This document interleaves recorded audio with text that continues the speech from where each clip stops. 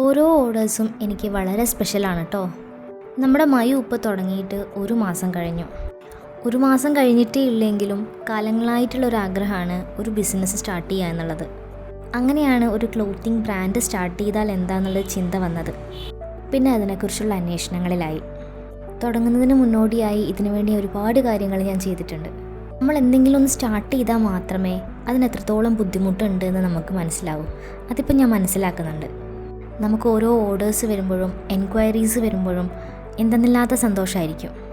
അപ്പോൾ നമ്മൾ അനുഭവിക്കുന്ന ബുദ്ധിമുട്ടുകൾ ഒന്നും അല്ലാണ്ടാവും.